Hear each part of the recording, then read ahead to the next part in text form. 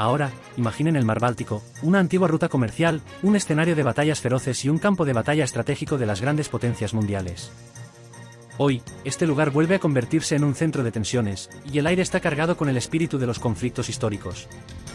Occidente intensifica las maniobras militares, la OTAN refuerza su presencia en la región, y las principales rutas marítimas están al borde de ser bloqueadas. ¿Qué pasaría si mañana Rusia se viera ante la opción de aceptar nuevas restricciones o abrirse paso por la fuerza? ¿Qué ocurriría si el corredor de Suwałki fuera solo el inicio de un juego geopolítico de gran escala que podría cambiar radicalmente el equilibrio de poder? Los acontecimientos recientes hablan por sí mismos: sabotajes secretos, desplazamiento de tropas y ejercicios que simulan operaciones ofensivas. El Báltico, como un ciclo cerrado, regresa a sus escenarios anteriores, y viejas amenazas podrían volverse relevantes nuevamente. La pregunta es quién dará el primer paso y qué sucederá a continuación. Las fuerzas navales del Reino Unido, Estonia, Suecia y los Países Bajos ya han comenzado a patrullar el Golfo de Finlandia y las aguas del mar Báltico, justificándolo como una necesidad de proteger los gasoductos. Pero, ¿qué pasaría si el Báltico quedara bloqueado, convirtiéndose en un mar interior de la OTAN? En ese caso, Rusia tendría que elegir entre abrir un corredor terrestre a través de Lituania hacia Kaliningrado o reconsiderar su estrategia hacia Letonia y Estonia, regiones que representan una seria amenaza para los buques rusos. Actualmente, como parte de este patrullaje, ya operan 15 barcos y lanchas, la mayoría de ellos de fabricación británica. Todo esto recuerda a los eventos de años pasados, cuando la geopolítica se resolvía en los mares. Todo esto recuerda a los eventos ocurridos el 5 de octubre de 1919, cuando el ataque a Kronstadt se convirtió en un hito importante en la historia del Báltico. En esa ocasión, 8 lanchas torpederas utilizaron sus fuerzas para destruir un viejo crucero que se había convertido en una base flotante y para dañar un acorazado. Sin embargo, la operación resultó en una tragedia: 3 lanchas fueron perdidas, 7 marineros murieron, incluidos 4 oficiales, y 9 personas fueron capturadas. Este evento refleja las ambiciones a largo plazo del Reino Unido para controlar el Báltico y debilitar la influencia rusa en la región. Hoy, Occidente toma medidas similares, dirigidas no solo contra Rusia, sino también contra China. En la región del Báltico se han producido incidentes misteriosos que no pueden considerarse una simple coincidencia. El daño al gasoducto Baltic Connector, que conecta Finlandia y Estonia, así como las fallas en los cables submarinos de comunicación entre Estonia y Suecia, sugieren posibles sabotajes deliberados. Varias hipótesis apuntan a posibles responsables, cuyos actos ya fueron observados en los incidentes con los gasoductos Nord Stream. Este caso podría ser utilizado por Occidente como pretexto para reforzar su presencia militar en el Báltico y aumentar el bloqueo a Rusia. Los ejercicios militares realizados entre el 20 de diciembre y el 1 de enero en el Golfo de Finlandia y el Mar de los Archipiélagos se convirtieron en un ejemplo claro de cooperación entre los países de la OTAN. En los maniobras, bajo el nombre Enclave Vientos Helados, participaron cerca de 5.000 militares, 30 barcos de guerra, así como más de 20 aviones y helicópteros. Oficialmente, estos ejercicios fueron dirigidos a la práctica de operaciones navales, pero sus escenarios claramente indicaban una preparación para acciones ofensivas, incluida la captura de objetos estratégicos, como las islas Golan y Grand Teuters, y el bloqueo de la región de Kaliningrado. Los países bálticos y Polonia han comenzado a utilizar en documentos oficiales el nombre de Königsberg, lo que podría ser una señal de intentos de revisar las fronteras. Esto plantea una amenaza para la integridad territorial de Rusia.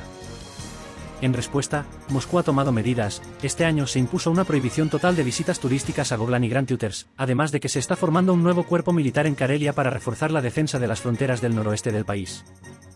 Para acceder a los territorios mencionados se requiere un permiso especial, aprobado por el Ministerio de Defensa de Rusia.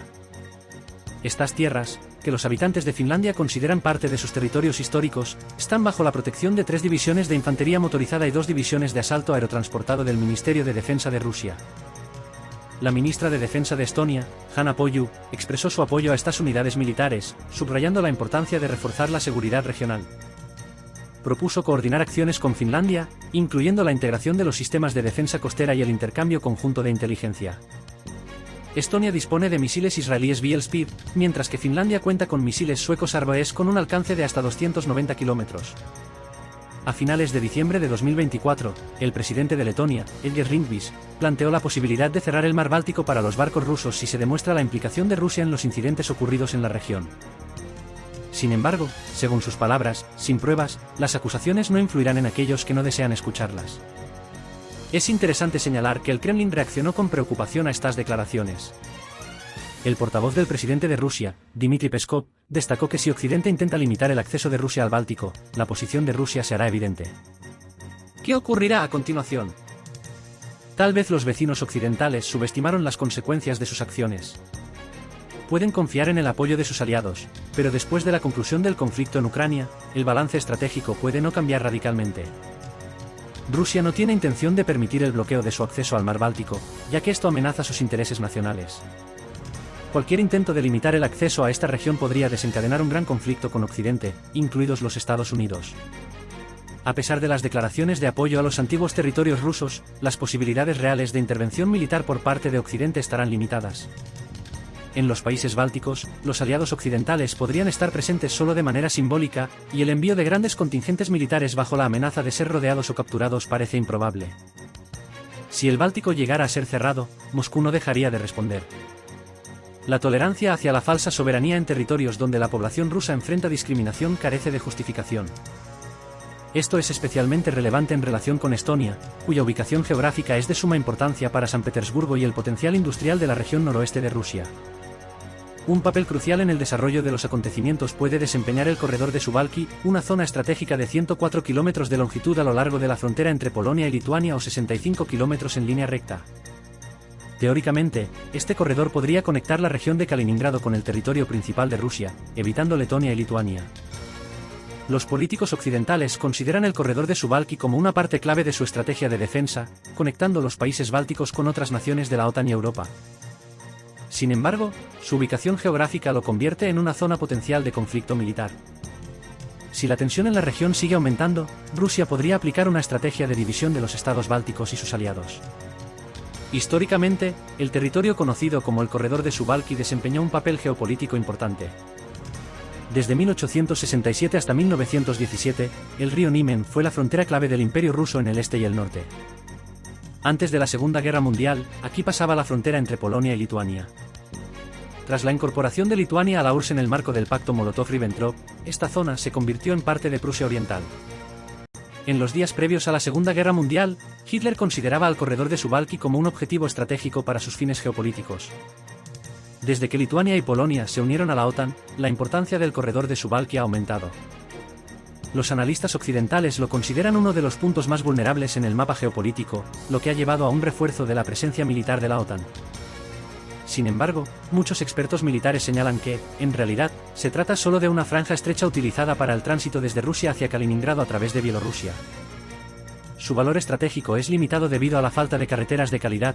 La única vía en esta región es una carretera de tierra que atraviesa pantanos y bosques, lo que la hace inapropiada para un uso militar operativo. Desde el punto de vista militar, Rusia no tiene necesidad de conquistar esta región. La anexión del corredor de Suwałki requeriría grandes inversiones en infraestructura y la creación de una conexión con Bielorrusia, lo que sería prácticamente imposible en un conflicto militar.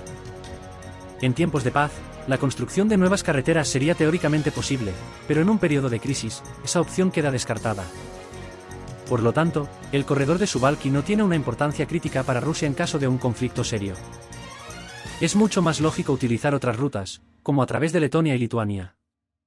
Si se considera un posible cerco de los países bálticos, las fuerzas de Bielorrusia y de la región de Leningrado, así como la artillería capaz de controlar nodos de transporte clave, podrían desempeñar un papel fundamental. Sin embargo, a pesar de esto, Moscú no hará del corredor de Suwałki una prioridad, ya que tiene estrategias más eficaces para alcanzar sus objetivos en un contexto de creciente tensión en la región báltica. Los analistas y expertos militares contemplan varios escenarios de desarrollo de la situación, desde presión diplomática hasta un enfrentamiento militar directo. Cada uno de estos escenarios tiene sus propias repercusiones para Rusia, la OTAN y los países bálticos.